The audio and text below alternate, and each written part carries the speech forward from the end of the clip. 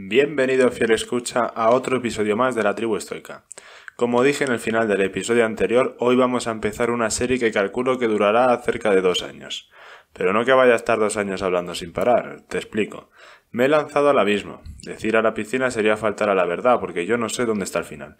De explicar la grandiosa trilogía de Escotado titulada Los enemigos del comercio, una historia moral de la propiedad. Y digo grandiosa tanto por la cantidad de ideas valiosas que contiene, así como por su extensión, que son cerca de 2000 páginas. Yo me leí estos 3 libros hace un par de veranos, con mucho tiempo y ganas, y la verdad es que te cambia la forma de ver la realidad, pero, como te podrás imaginar, no es nada fácil de abarcar. Es por eso que he decidido ir resumiendo cada mes una parte del libro, como se hacía antiguamente cuando se sacaban novelas por fascículos. Dedicaré el primer podcast del mes a hablar de cualquier otro libro, pero intentaré que el segundo sea sobre esta trilogía, yendo en orden, por supuesto. ¿Cuántas páginas resumiré en cada podcast? Pues no lo sé. En el primer libro hay secciones que creo que se ajustarán bastante bien a la duración de un episodio, pero en el segundo no, así que me tocará a mí hacer los cortes. ¿Cuánto tiempo durará cada episodio? Pues no lo sé tampoco. En función de la extensión que decida resumir, iré escribiendo el guión y lo que salga, salió. En esta temporada voy a tener menos presente el formato. Me centro en el contenido y la forma ya vendrá luego. Así que bueno, esta es la sorpresa que te tenía preparada. ¿Te atreves a acompañarme en este camino? Empecemos.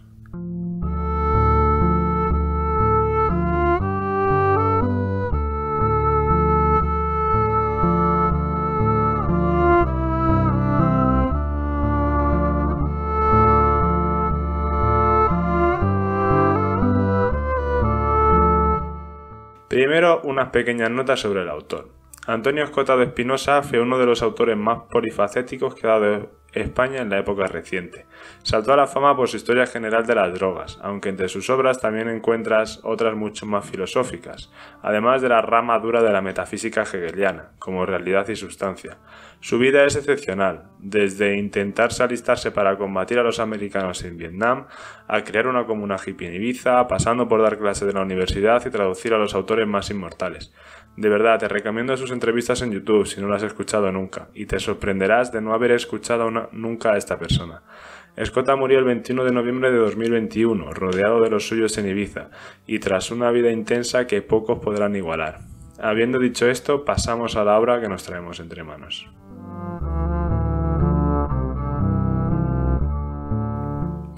Bien, vamos directos al grano.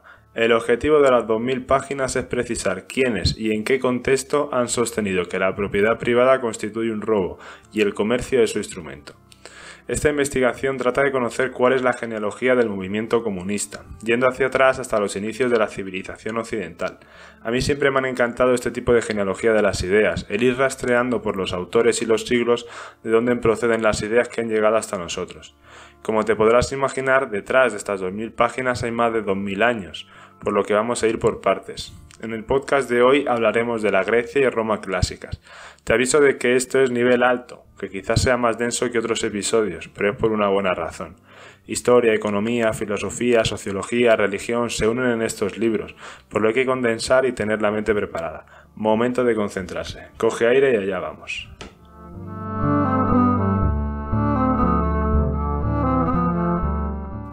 Atenas entregó su forma política a Solón, del que ya hablamos en otra ocasión, un eupátrida que alternaba poesía con los negocios. Algunas de sus aportaciones fueron fomentar la exportación de productos óptimos como el aceite de oliva o la cerámica, aprovechar unas pequeñas minas de oro y plata para acuñar moneda y abrir la puerta a las relaciones comerciales con Persia, Egipto y otros reinos. También sentó un hito en la historia del derecho como fue abolir la esclavitud derivada de los préstamos. No quiso atender a la insistente petición de redistribuir la tierra y para preparar la democracia futura consiguió que a partir de su reforma los niveles inferiores de renta pudieran acceder a los tribunales como jurados. El tránsito del régimen oligárquico al democrático se articula sobre lisonjeadores del pueblo, que son los tiranoi, llamados así por acceder al gobierno con golpes de Estado.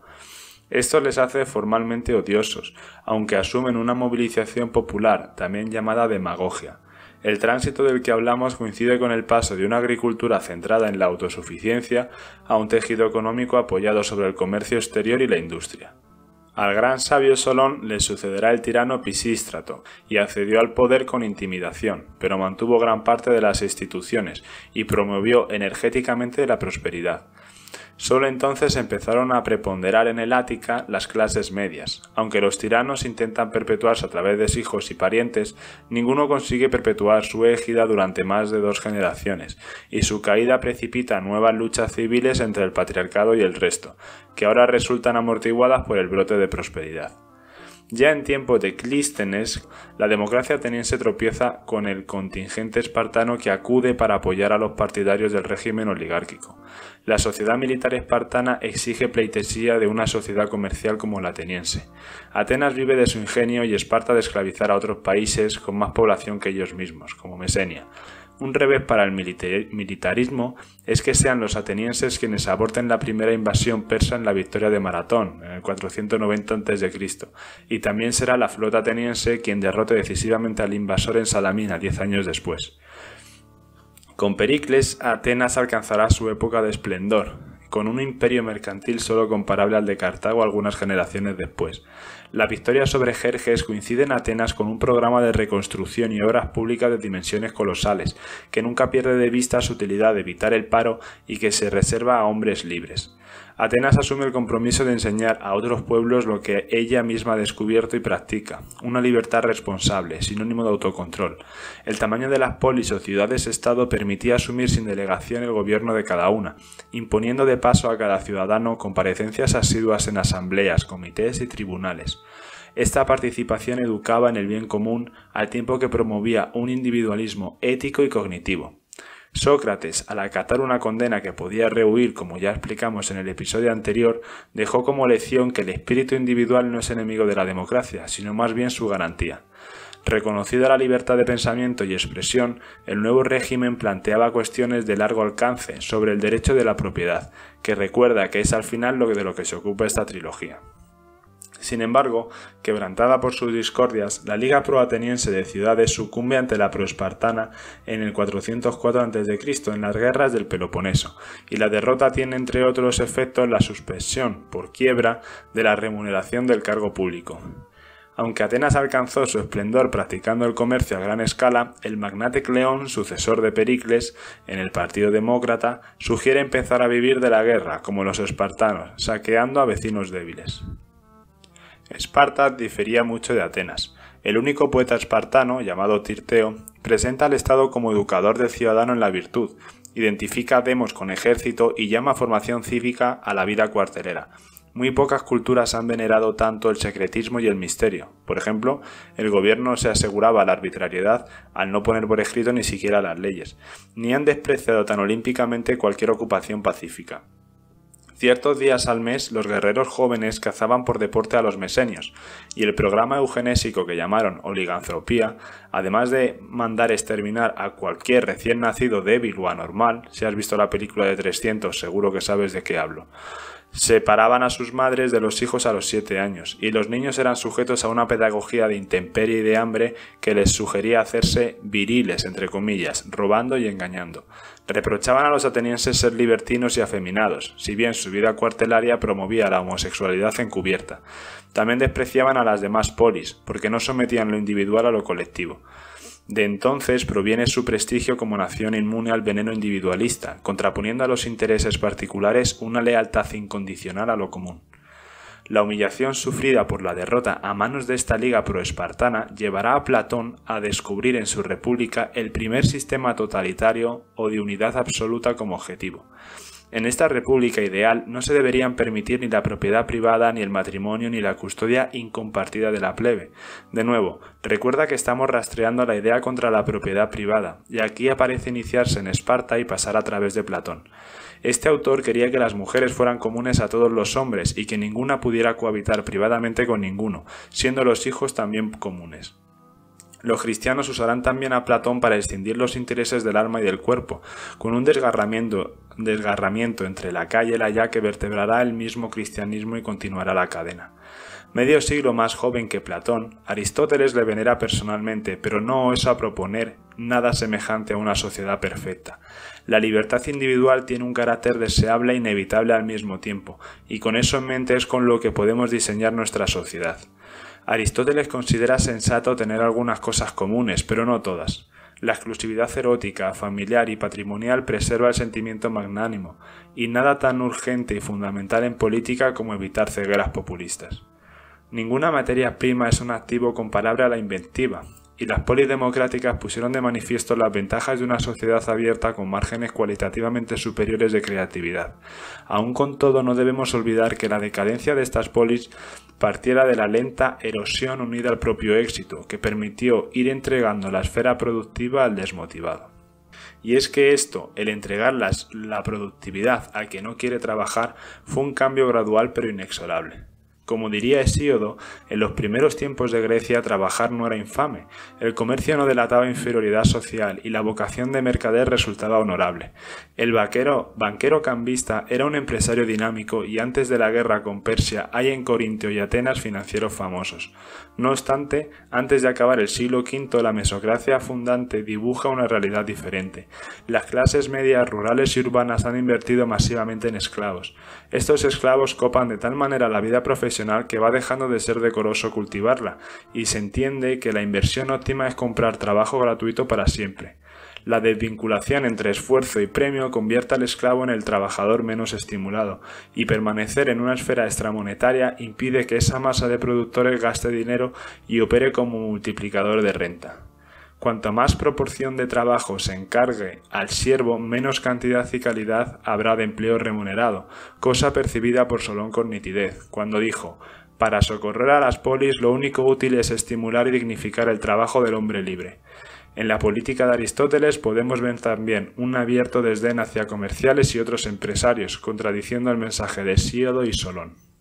Por otra parte, gracias al esclavo, los ciudadanos pueden desempeñar sin delegación todas las funciones legislativas, ejecutivas y judiciales de cada ciudad-estado. Sin embargo, lo que al principio parece positivo no lo acaba siendo, pues, privado de capacidad para abrirse camino profesionalmente, el hombre libre humilde se sujeta a una divergencia entre el teórico servicio público desinteresado y la práctica de poner en venta su parecer a causa de la pobreza, dando el voto de quien mejor pague, es decir, siendo corrupto.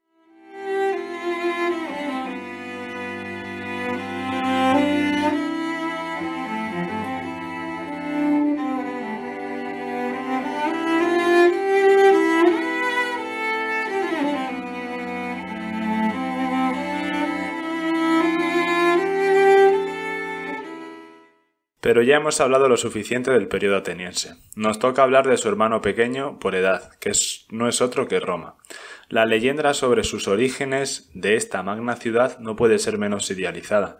Rómulo, tras matar a su hermano Remo, quiso montar un refugio para forajidos. Por el camino obtuvo esposas para él y los suyos, raptando a mujeres sabinas, casi nada. Pero por encima de las leyendas nos interesa la realidad. Lo cierto es que con la República llegó un cierto margen de seguridad jurídica. Aún así, por esta época, libertas es sinónimo de sumisión al Estado, y el carácter romano no puede ser más hostil al liberalismo. Otra faceta de esta época nos la ofrece su derecho de familia, articulado sobre el dominio absoluto y perpetuo del padre sobre la prole. Méritos distintos de la sangre o la espada inspiran suspicacias, y personajes tan importantes como Cicerón recela de profesiones como prestamistas, mercaderes, tenderos, cocineros, carniceros, en fin, de todo pequeño comercio. La realidad es que la República Romana nunca pasó de ser una oligarquía moderada por el tribunado de la plebe, y tampoco tuvo una clase media propiamente dicha de fabricantes y comerciantes autónomos. En cuanto a la agricultura, el campo no se trabaja con especial eficacia, pero permite a los agricultores vivir en él como propietarios e incluso como jornaleros. Sin embargo, el deterioro dramático llegaría con la transformación de Roma en superpotencia, cuando una legislación imprevisora y grano regalado por países tributarios, principalmente Egipto, hizo menos o nada viables las granjas. A esto habrá que sumar que la élite que controla el efectivo que llega del éxito de las legiones mantiene el crédito en una situación de asfixia, y el temor a levantamientos hace que Roma no tarde en prohibir la usura o el interés por el préstamo, decretando la gratuidad de todos los préstamos. Las luchas de clases se recrudecen en lugar de mitigarse con las victorias militares entre el 131 y el 121 a.C. Tanto Tiberio como Cayo Graco quisieron crear una clase media con la incorporación a la política del orden ecuestre, siendo este lo más parecido a un estamento empresarial. Pero esto no fue suficiente, pues el mal ya estaba hecho. Durante siglos el Senado inventó amenazas de guerra o montó conflictos precisamente para poder reclutar a la clase media, sometiéndola entre tanto al rigor del juramento militar. Por su parte, cada vez se dieron más pasos que llevaban a convertir al mercado en economatos. Por lo tanto, metemos en la coctelera a políticos que buscan el apoyo de la plebe con medidas populistas, como la reducción de los precios de productos básicos por debajo de su precio real o la prohibición de los intereses en los préstamos. A una clase media que en lugar de dedicarse a profesiones productivas se ve entretenida por el Senado en continuas guerras, que hacen cada vez más dependiente a la ciudad de las importaciones extranjeras y que, a su vez, se ve cada vez más llena de mano de obra esclava. La clase ecuestre se ve contagiada de aquello que denunciaba, y el Senado acaba recurriendo a Sila, que impone en el año 80 un reino del terror. Diferentes medidas acaban provocando que el campo rinda un 6% de lo que podría, y el interés del dinero ronde un 65%. En medios urbanos se producen estallidos periódicos de motines y vandalismos, y la leche o la carne ha dejado de estar en la dieta del ciudadano medio. El cuadro de miseria lo interrumpe Julio César, un dictador populista de ilustre cuna. Logró reducir el precio del dinero obligando a condonar hasta una cuarta parte de los intereses que se les debía a los prestamistas, renunciando asimismo a los intereses atrasados. Al final llevó a cabo un saneamiento social y económico. También propuso medidas de construcción de grandes obras públicas y la limitación del trabajo esclavo, logrando con ambas medidas dar trabajo al hombre libre. Su prematura muerte nos priva de saber si deseaba retirarse tras enderezar el rumbo de Roma o quería reinar de forma vitalicia. Octavio Augusto, sobrino, nieto e hijo adoptivo de Julio César, fue el primer rey Dios, pero sin duda el menos endiosado, uno de los más cultos, austero en sus costumbres y respetuoso en las viejas instituciones. En sus manos la tropa garantiza que en una unidad tan plural y vasta como los dominios romanos puedan concentrarse un intercambio pacífico interior y exterior. Por otra parte, al profesionalizar totalmente el servicio militar, se consigue convertir al ejército en un nuevo elector político. Sin embargo, hacia el año 1, Roma resulta mercantilmente irreconocible. La importación y exportación está gravada con un arancel general del 5%, y el interés del dinero es de un 6% anual. El imperio se estaba convirtiendo en una comunidad de ciudades autónomas que alimentaban la formación de burguesías municipales. Aun con todo, como si se supiese que la recaudación va mermando en términos absolutos a medida que aumenta la voracidad fiscal, durante un dilatado periodo de tiempo bate récord de ingresos reduciendo la carga tributaria, a la vez que reinvierte sin demora las rentas públicas, con el objetivo inmediato de mejorar la comunicación por tierra y agua. Augusto tomó también la drástica decisión de acabar con las distribuciones gratuitas de cereal, porque confiando en ellas se descuidaba el cultivo de los campos. Los sucesores de Augusto no tendrían el mismo tirón. Hablamos de un tirano maligno, Tiberio, un demente, Calígula, un tullido aterrado por su entorno, Claudio, y otro demente, Nerón.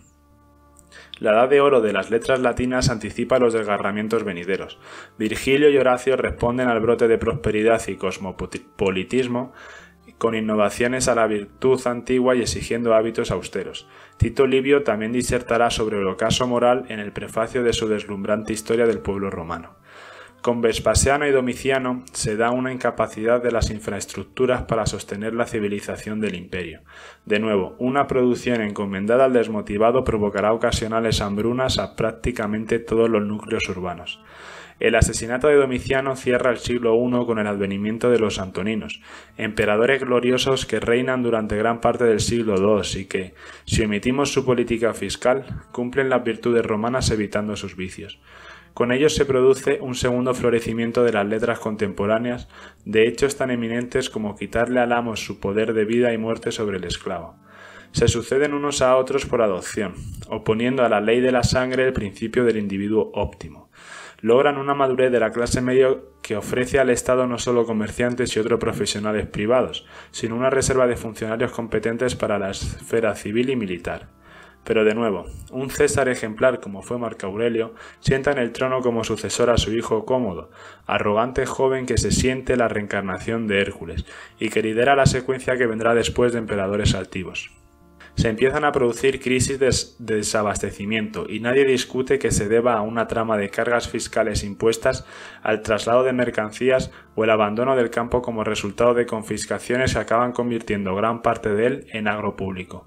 El asesinato de Cómodo dio paso al breve reinado de Pertinax, que, tras intentar tomar medidas para acabar con la corrupción, fue asesinado por los pretorianos que le habían apoyado, decepcionados por la gratificación ofrecida.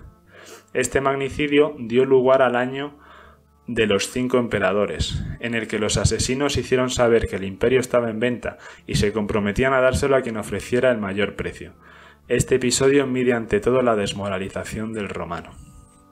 Para que nos hagamos una idea, señalar que el emperador Caracalla extiende la ciudadanía romana a todos los habitantes del imperio simplemente para buscarse nuevos súbditos obligados a pagar la contribución personal y continúa la estafa con monedas de plata envilecidas. La sociedad imperial está en contracción y una clase media siempre minoritaria va siendo cazada de un modo u otro hasta desaparecer. El correlato de una soldadesca que reclama abiertamente menos disciplina y más pillaje es un civil proletarizado, cobarde con el fuerte y carnicero con el débil, cuya existencia gira en torno a vales de economato. Este ejército completa su ínfimo sueldo administrando praxis sobre el cuerpo, a quien no se avenga a sobornos para evitar lo peor. De nuevo, igual que vimos en Atenas, un sueldo insuficiente de funcionarios públicos los lleva a la corrupción. En esta situación tan extrema, los césares van sucumbiendo a sucesivos motines. Ya no sale a cuenta ser concejal o recaudador de impuestos, y lo mismo empieza a ocurrir con otros oficios, haciendo que cunda la pena capital para quien abandone su ciudad o comarca, aunque falten medios para hacerlo cumplir. La voracidad de la casa romana ha sido suficiente para domar a un prototipo de orgullo como el ciudadano romano, que a partir de ahora se acostumbra a hacer ostentación de pobreza. El deterioro del comercio es irreversible, y una multitud de parados depende de una cesta de víveres que merma por sistema. Los cristianos se hacen los líderes revolucionarios de estos grupos. El imperio está ya sujeto a condiciones de aislamiento que restablecen el trueque como forma de intercambio, y todos los impuestos se pagan en especie. Los campesinos están pasando rápidamente a ser aparceros vinculados con una atadura de tierra que comprende a cada individuo y toda su descendencia. No acogerse como siervos a la protección de algún jerarca les expone a la voracidad del recaudador policía. La diferencia entre esclavos y hombres libres deja de existir, y la vida real resulta odiosa, llegando a la hora de aspirar a la otra. Con esta evolución que nos lleva hasta los inicios del feudalismo de la Edad Media, dejamos el episodio de hoy. Como hemos podido ver, hay medidas políticas que hacen que actividades comerciales y empresariales tengan mejor fama e incentivos, lo que suele llevar a mejoras en la productividad y en el nivel de vida. También hemos visto que esa fortuna hace que la gente olvide la razón de la misma, dejándose llevar por medidas populistas y dejar la producción a los esclavos, hombres desmotivados por no ligar el esfuerzo con la producción, lo que lleva al empobrecimiento. Se repiten varios ciclos de este tipo, hasta que la corrupción de Roma se vuelve inevitable llevándolos a los inicios de la época feudal. A mí me recuerda muchísimo al meme que circula por internet de «Tiempos difícil crea hombres duros, los hombres duros crean buenos tiempos, los buenos tiempos crean hombres débiles y los hombres débiles crean tiempos difíciles». Si tuviera que apostar, creo que Occidente está repleta de los hombres que son demasiado blandos por crecer en condiciones muy favorables, entre los que me incluyo, claro. Y bueno, hasta aquí el episodio de hoy. Como ya he dicho, iré desgranando poco a poco esta magna trilogía en el segundo podcast de cada mes. De momento, para el episodio que viene, tengo preparado un capítulo que directamente contradice a Escotado en un tema bastante importante, pero para eso quedan aún 2 semanas. Mientras tanto, sé feliz y virtuoso. Nos escuchamos en el siguiente episodio. Un saludo, estoicos y estoicas.